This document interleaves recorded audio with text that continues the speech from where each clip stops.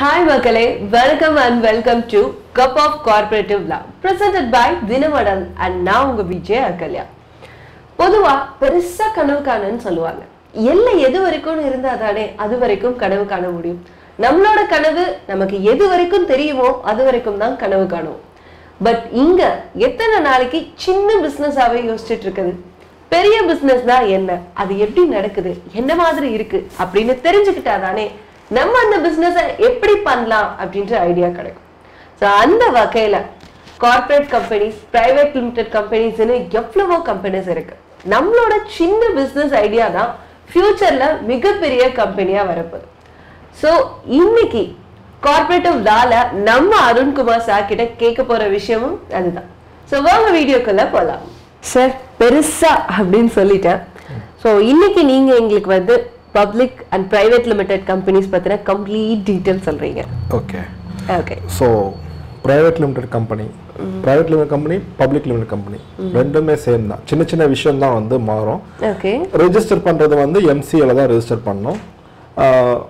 சின்ன சின்ன வித்தியாசம் என்ன அப்படின்னு பார்த்தீங்கன்னா, இப்போ பிரைவேட் லிமிடெட் கம்பெனிக்கு 2 share holder, minimum 2 share holder வேணும், 2 டைரக்டர் வேணும். அதே பப்ளிக் லிமிடெட் கம்பெனிக்கு வந்து மினிமம் வந்து 3 ஷேர் ஹோல்டர் வேணும், 3 டைரக்டர்ஸ் வேணும் பப்ளிக் லிமிடெட். இது ஒரு டிஃப்ரென்ஸு. அதுக்கப்புறமா வந்து பார்த்தீங்கன்னா ப்ரைவேட் லிமிடெட்டில் வந்து ஷேர் ஹோல்டர்ஸ் வந்து ஒரு 200 பேர் தான் நம்ம வந்து ஆட் பண்ண முடியும். பப்ளிக் லிமிடெட்டில் வந்து அன்லிமிட்டடாக பண்ணிக்கலாம், எத்தனை பேர் வேணால் இது பண்ணிக்கலாம். இதில் ப்ரைவேட் லிமிடெட் வந்து பார்த்திங்கன்னா நிறைய பெரிய பெரிய கம்பெனிஸ் எல்லாருமே ப்ரைவேட் லிமிடெட் தான் இது பண்ணுவாங்க. ஏன் அப்படின்னு பார்த்தீங்கன்னா ஒரு பேர் இருக்கும். ஒரு ப்ரைவேட் லிமிடெட்னு நம்ம சொல்லும் போதே வந்து ஒரு ஸ்டெபிலிட்டி, ஒரு க்ரெடிபிலிட்டி, அந்த இது மெயின்டைன் ஆகிறதுனால நிறைய பெரிய பெரிய கம்பெனிஸ் வந்து எல்லாமே வந்து ப்ரைவேட் லிமிடெட் தான் வந்து ப்ரிஃபர் பண்ணுவாங்க. இப்போ சிம்பிளாக சொல்லணும் அப்படின்னு எக்ஸாம்பிள் சொல்லணும் பார்த்தீங்கன்னா ஃப்ளிப்கார்ட்டு, அதுக்கப்புறமா வந்து 2 வீலர்ஸில் வந்து பார்த்திங்கன்னா ஹோண்டா மோட்டார் சைக்கிள்ஸ், இது மாதிரி வந்து எல்லாமே வந்து ப்ரைவேட் லிமிடெட் ப்ரிஃபர் பண்ணுவாங்க. ரெண்டாவது இன்வெஸ்டர்ஸ் வந்து ஈஸியாக கிடைப்பாங்க. ஷேர் ஹோல்டர்ஸ் வந்து இன்வெஸ்ட் பண்ணுறதுக்கு வந்து இன்வெஸ்டர்ஸ் தான் ஈஸியாக கிடைப்பாங்க. ஏஞ்சல் இன்வெஸ்டிங் ஃபண்டு வந்து கிடைக்கும். ஒரு நல்ல ஐடியா அப்படின்றதுன்னா அந்த ஐடியா வந்து ஃபண்டு ஏஞ்சல் இன்வெஸ்டர்ஸ் வந்து இன்வெஸ்ட் பண்ணி கொண்டு போவாங்க நல்ல லெவலில். ஸோ அதனால் ப்ரைவேட் லிமிடெட் வந்து நிறைய பேர் ப்ரிஃபர் பண்ணுவாங்க. பப்ளிக் லிமிடெட் வந்து பார்த்திங்கன்னா கம்பேலன்ஸ் வந்து கம்பேரிங் டு ப்ரைவேட் லிமிடெட் கம்பேலன்ஸ் வந்து ஜாஸ்தி.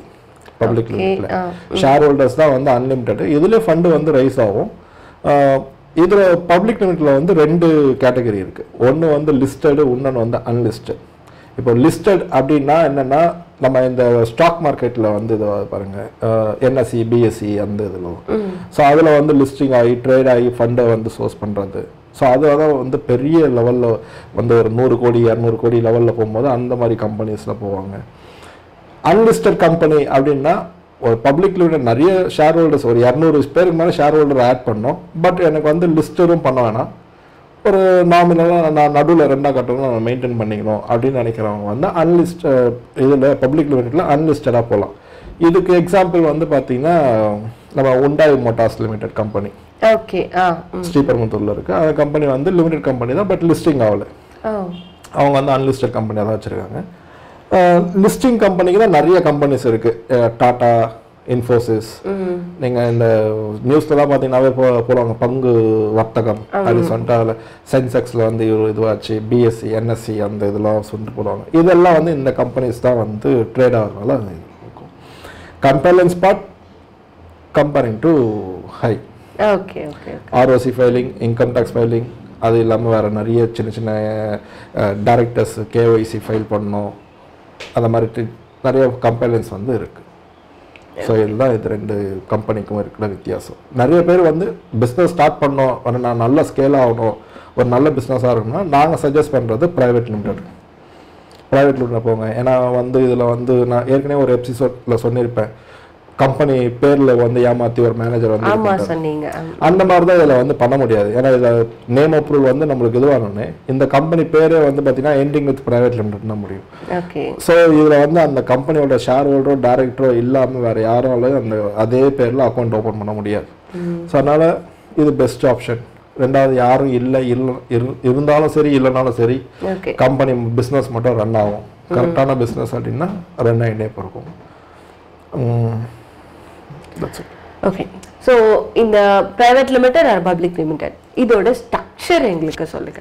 அதாவது ஒரு சிஇஓ இருப்பாங்க, வேற யார் யார் தேவை, அதை எப்படி நம்ம ஃபைல் பண்ணணும், எப்படி ரெஜிஸ்டர் பண்ணணும், யாரெல்லாம் வந்து ரெஜிஸ்ட்ரேஷனுக்குள்ள கொண்டு வரணும்?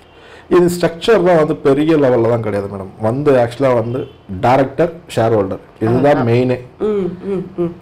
இந்த சிஇஓ, சிஎஃப்ஓ, சிஓஓ இதெல்லாம் வந்து கம்பெனிக்குள்ள அவங்களே கொடுத்துக்கிற ஒரு டெசிக்னேஷன்ஸ் தான் எல்லாமே. இப்போ ஒரு கம்பெனிக்கு ரெக்கார்டை பொறுத்த வரைக்கும் டைரக்டர்ஸ், மேனேஜிங் டைரக்டர்ஸ் இவங்க தான் ரெக்கார்ட்ஸ். மற்றபடி இந்த சிஇஓ அதெல்லாம் இன்டர்னலாக வர்றது தான். ஸோ அவங்க பிஸ்னஸை பொறுத்து அவங்களோட மேனேஜர்ஸ், இப்போ எப்படி ஒரு கம்பெனியில் வந்து மேனேஜர்ஸ், சேல்ஸ் மேனேஜர், மார்க்கெட்டிங் மேனேஜர்னு வச்சு டெசிக்னேஷன் பிரிச்சுருக்காங்களோ அதே மாதிரி இது ஒரு டெசிக்னேஷன் பிரிச்சிருக்கலாம். ஸோ இவங்க தான் இருந்தால் தான் இந்த கம்பெனி ஸ்டார்ட் பண்ணணும் தான் கிடையாது. 2 பேர் இருந்தால் பிரைவேட் லிமிடெட் ஸ்டார்ட் பண்ணலாம். அந்த 2 பேர் வந்து டைரக்டராக இருக்கணும், ஷேர் ஹோல்டராக இருக்கணும். அவங்களுக்கு இவ்வளோ இந்த குவாலிஃபிகேஷன் தான் இருக்குன்னா தான் நம்ம டைரக்டர் ஆகும் தான் கிடையாது. படிக்காதவங்க கூட வந்து பிரைவேட் லிமிடெட் ஸ்டார்ட் பண்ணி டைரக்டராக வந்து உட்காரலாம். ஸோ இதுக்கு எந்த ஒரு இதுவும் கிடையாது. ஓகே. ஸோ as usual இதுக்கு ரெஜிஸ்ட்ரேஷன் டாக்குமெண்ட் என்னென்ன தேவைப்படும்? ரெஜிஸ்ட்ரேஷனை வந்து பார்த்தீங்கன்னா எம்சியில் தான் ரெஜிஸ்டர் பண்ணோம். அகைன் ஒரு ப்ரொஃபஷனல்ஸால் தான் பண்ண முடியும். ஒரு அட்வொகேட்டோ, கம்பெனி செக்ரட்டரி, சிஏ அவங்களால தான் வந்து அதை பண்ண முடியும். அதுக்கப்புறமா டாக்குமெண்டேஷன் வந்து பார்த்தீங்கன்னா ஷேர் ஹோல்டர்ஸ், டைரக்டர்ஸ் அவங்களோட Aadhaar card, PAN card, driving licence, passport copy, ஒரு பேங்க் ஸ்டேட்மெண்ட்டு, இந்த டாக்குமெண்ட் வேணும், ஃபோட்டோஸ். கம்பெனி அந்த ரெஜிஸ்டர் ஆஃபீஸ்க்கு rental agreement, EB bill copy, சொந்த பில்டிங்காக இருந்ததுன்னா இது பண்ணிக்கலாம். இப்போ இந்த மாதிரி ப்ரைவேட் லிமிடெட்லாம் வந்து இப்போ நாங்கள் நிறைய ரெஜிஸ்டர் பண்ணிருக்கோம். ஆனால் ரெஜிஸ்டர் பண்ணுறதுக்கு எல்லாத்தையுமே வந்து நாங்கள் சொந்தமாக பில்டிங், ஆஃபீஸ் மாதிரி எடுத்து வச்சு தான் பண்ணோமா அப்படின்னா கிடையாது. வீட்டில் கூட வந்து பண்ணிக்கலாம். அவங்க இப்போ நம்ம இது வரைக்கும் வந்து பார்த்தீங்கன்னா நாங்கள் ஒரு 500 to 600 கம்பெனிஸ் வந்து ரெஜிஸ்டர் பண்ணியிருக்கோம். இதில் வந்து ஒரு 250 கம்பெனிஸ் வந்து வீட்டில் தான் பண்ணியிருக்கோம். அவங்க இருக்கிற வீட்லேயே ஒரு ரூமில் வந்து ஒரு ஆஃபீஸ் மாதிரி வச்சு, ஒரு ஸ்மால் ஆஃபீஸ் மாதிரி வச்சு பண்ணுறாங்க பிரைவேட் லிமிடெட்னு. ஓகே. ஸோ அதுக்கான தனியாக வந்து பிளேஸ் எதுவும் தேவையில்லை, இருக்கிறத வச்சே பண்ணிக்கலாம். இதுதான் ரெஜிஸ்ட்ரேஷன் ப்ரொசீஜர்ஸ். அது கவர்மெண்ட் ஃபீஸ் வந்து பார்த்தீங்கன்னா ஒரு 1000 rupees based on the capital. அவங்க எவ்வளோ அமௌண்ட்டு இன்வெஸ்ட் பண்ணுறாங்களோ அதுக்கேற்ற மாதிரி தான் கவர்மெண்ட் ஃபீஸ். 1 lakh இன்வெஸ்ட் பண்ணாங்கன்னா அதுக்கான அமௌண்ட்டு, அவங்க 1 crore இன்வெஸ்ட் பண்ணுறாங்கன்னா அதுக்கான அமௌண்ட்டு. அது வந்து அந்த டைமில் சிஸ்டம் கேல்குலேஷன். ஸோ அந்த ஃபீஸை வந்து கட்டணும். Professional fees depends upon the professionals, அவங்க எவ்வளோ சார்ஜ் பண்ணுறாங்கன்றது. ஓகே. ஜிஎஸ்டி, அகைன் ஜிஎஸ்டி இது எல்லாம் தனியாக பண்ணணும். பேன் கார்டு, பேன் கார்டு எல்லாம் வந்துடும். கம்பெனி பேரில் அந்த ப்ரைவேட் லிமிடெட்னா ப்ரைவேட் லிமிடெட்ன்ற பேரில் பேன் கார்டு வந்துடும். பப்ளிக்னா பப்ளிக் லிமிடெட் வந்துடும். சரி, அது நான் ஆல்ரெடி சொன்ன மாதிரி தான். கம்பெனி ரெஜிஸ்ட்ரேஷன் வேற, பிசினஸ் ரெஜிஸ்ட்ரேஷன் வேற. கண்டிப்பா இது எல்லாம் கம்பெனி ரெஜிஸ்ட்ரேஷன். நான் சொன்ன மாதிரி sole proprietorship, partnership, OPC, LLP, private limited, public limited இதெல்லாம் வந்து கம்பெனி ரெஜிஸ்ட்ரேஷன். இதுக்கப்புறமா பிசினஸ் ரெஜிஸ்ட்ரேஷன் தனியா இருக்கு. பிசினஸ் ரெஜிஸ்ட்ரேஷன் அதுல வந்து வர்றது தான் இந்த GST, trade licence, trade mark, IEC, FSSI licence, RCMC. இப்போ ஒருத்தவங்க பொல்யூஷன் கண்ட்ரோல் லெதர் ரிலேட்டடாக பண்ணுறாங்கன்னா பொல்யூஷன் கண்ட்ரோல் லைசன்ஸ். ஸோ அது மாதிரி ஏராளமான லைசன்ஸ் இருக்கு. அவங்கவுங்க பிஸ்னஸ்க்கு ஏற்ற மாதிரி நம்ம பிஸ்னஸ் ரெஜிஸ்ட்ரேஷன்ஸ் வந்து செப்பரேட். ஸோ இப்போ இது எல்லாம் வந்து கம்பெனி ரெஜிஸ்ட்ரேஷன். ஸோ பிரைவேட் லிமிடெட்ல இருக்கக்கூடிய ட்ராபேக்ஸ், கம்பெலன்ஸ். யானை கட்டி சோழபுரி போகிற கதை. நீங்கள் 10 கோடி சம்பாதிச்சாலும் அதே கம்பெலன்ஸ் தான் ஃபீஸ். நீங்கள் 10 ரூபாய் சம்பாதிச்சாலும் அதே கம்பெலன்ஸ் தான் ஃபீஸ். ஓகே. ஸோ கம்பெலன்ஸ்க்கு வந்து நம்ம என்ன செலவு பண்ணுறோமோ அது செலவு தான். ஸோ அதனால நிறைய பேர் அதை ப்ரிஃபர் பண்ண மாட்டாங்க சின்ன லெவலில். அதே மாதிரி டாக்ஸேஷன் வந்து பார்த்தீங்கன்னா இஃப் யூ ஏர்ன்டு 1 rupeeனாலும் அதுக்கு 25% டேக்ஸ், கார்பரேட் டேக்ஸ். ஸோ நம்ம பிரைவேட் லிமிடெட்னு ஃபைல் பண்ணிட்டாலே டாக்ஸ் கம்பெலன்ஸ் ரெண்டுமே பார்த்தாகணும். ஆமாம், அது சின்ன பிஸ்னஸோ பெரிய பிஸ்னஸோ. ஓகே சார் நான் வந்து நம்ம கிட்ட கேட்பாங்க, சார் நான் சின்ன கம்பெனி தான் சார், எனக்கு வாங்கிக்கோங்க சார், கம்மியாக வாங்கிக்கோங்க சார் அப்படின்னு. அதெல்லாம் இல்லை, நம்ம செய்கிற வேலை ஒன்று தான். போகிற சைபர் மட்டும் தான் வேறு. நீங்கள் 500 கோடி வச்சுருந்தீங்கன்னா நான் வந்து ஒரு 10 ஜீரோ எக்ஸ்ட்ரா போட போகிறேன். நீங்கள் 500 ரூபாய் வச்சுருந்தீங்கன்னா அந்த 10 ஜீரோ எடுத்துட்டு 500 ரூபாய் போட போகிறேன், அவ்வளோதான். பட் டிராஃப்டிங் இந்த வேலை எல்லாம் ஃபைல் பண்ணுறது எல்லாமே ஒரே இதுதான். ஸோ அதனால் ஃபீஸ் வந்து வேரி ஆகுமானா வேரி ஆகாது, அது ப்ரொஃபஷனல்ஸை பொறுத்து. ஸோ கம்பெலன்ஸ்க்கு வந்து ஃபீஸ் இருக்கும். அதுதான் இதோட ட்ராபேக். இதில் மற்றபடி இன்வெஸ்ட்மெண்ட்ஸு ஒரு ஸ்டெபிலிட்டி இருக்கும்.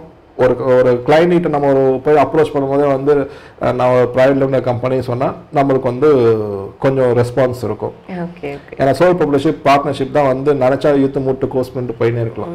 ஸோ அதனால நிறைய பெரிய பெரிய கம்பெனிஸ்லாம் கான்ட்ராக்ட் விடும்போது கூட வந்து பார்த்தீங்கன்னா கான்ட்ராக்டர் எல்லாம் அவங்களுக்கு சப்வெண்டராக வரும்போது இந்த மாதிரி கம்பெனிஸ் தான் இருக்கணுமா அப்படின்ற மாதிரி தான் அவங்க கூட செக்லிஸ்ட் மாதிரி வச்சுக்கிறாங்க. வந்து ஒரு ரெஜிஸ்டர் கம்பெனியாக இருக்கணும், ஒரு ப்ரைவேட் லிமிடெடாக இருக்கணும், ஒரு இதுவாக இருக்கணும் அப்படின்ற மாதிரி கண்டிஷன்ஸ் தான் ஒரு சில கம்பெனிஸ் வச்சுருக்காங்க. ஒரு சில கம்பெனி ஒரு 3 வருஷம் கண்டினியூஸாக பிஸ்னஸில் இருக்கணும் அப்படின்ற மாதிரி தான் சொல்லுவாங்க. ஸோ அதனால அதுக்கு இது பெஸ்ட் ஆப்ஷன். சூப்பர். பெரிய கனவுகள் வந்து சின்ன ஒரு ஐடியால இருந்து தான் பிறக்கும் அப்படின்னு நம்ம வந்து ஸ்டார்டிங்லேயே பார்த்தோம். அந்த வகையில் public and private limited company அப்படின்னா நிறைய காசு வச்சிருக்கவங்க, பெரிய பிஸ்னஸ் பண்ணுறவங்க தான் பண்ணணும் அப்படின்ற தாட்ஸ் எல்லாம் போய் சார் கூட பேசிட்டு இருக்கும்போது அவரே சொன்னார், ஒரு சின்ன ரூம்ல பிசினஸ் பண்றவங்க கூட பிரைவேட் லிமிடெட் கம்பெனி தான் பண்றாங்க. ஸோ எல்லாமே ரொம்ப ஈஸி தான். அது நம்ம தெரிஞ்சுக்கிற வரைக்கும் தான் கஷ்டமே தவிர அது என்ன ஏதுன்னு நம்ம தெரிஞ்சுக்கிட்டா அது எல்லாமே நமக்கு ஈஸி தான். அந்த வகையில இன்னைக்கு வந்து உங்களுக்கு ஒரு பப்ளிக் லிமிடெடோ பிரைவேட் லிமிடெட் கம்பெனிஸ் எப்படி ஸ்டார்ட் பண்ணும், அதுக்கான டாக்குமெண்டேஷன், ரெஜிஸ்ட்ரேஷன், ஃபைலிங், இது எல்லாத்தோட பேசிக்ஸும் தெரிஞ்சிருப்பீங்கன்னு நினைக்கிறேன். அண்ட் கண்டிப்பா நீங்க ஒரு பிரைவேட் லிமிடெட் கம்பெனி வச்சிருந்தீங்கன்னா அதுல இருக்க இஷ்யூஸ் என்னன்னு உங்களுக்கு தான் தெரியும். ஸோ அந்த ப்ராப்ளமை நீங்க கீழே கமெண்ட் செக்ஷன்ல போய் டைப் பண்ணீங்கன்னா அருண்குமார் சார் நெக்ஸ்ட் எபிசோட்ல உங்களுக்கு அதுக்கான சொல்யூஷன் கொடுப்பேன். இன்கேஸ் டைரக்டா அவர்கிட்ட அட்வைஸ் கேட்கணும் அப்படின்னு நினைச்சீங்கன்னா கீழே டிஸ்கிரிப்ஷன்லயும் அவரோட நம்பர் இருக்கு. ஸோ அந்த நம்பருக்கு கால் பண்ணி நீங்க அவர்கிட்ட உங்க ப்ராப்ளத்துக்கான சொல்யூஷன் அல்லது உங்க பிசினஸ் சம்பந்தப்பட்ட அட்வைஸ் வந்து அவர்கிட்ட கேட்டு தெரிஞ்சுக்கலாம். ஸோ அடுத்த ஒரு இன்ட்ரெஸ்டிங்கான வீடியோ காத்துட்டே இருக்கு. அது என்னன்னு பாக்குறதுக்கு நீங்க மறக்காம நம்ம சேனலை லைக் பண்ணுங்க, ஷேர் பண்ணுங்க, சப்ஸ்கிரைப் பண்ணுங்க. கூடவே உங்களோட ஃப்ரெண்ட்ஸ், ரிலேட்டிவ்ஸ், அப்பா இல்ல உங்களோட ஃப்ரெண்ட், உங்களோட சொந்தக்காரங்க யாராவது பிசினஸ் ஸ்டார்ட் பண்ணணும், என்ன பண்ணலாம் அப்படின்னு உங்ககிட்ட ஐடியா கேட்டா அவங்களுக்கு மறக்காம இந்த வீடியோவை ஷேர் பண்ணுங்க.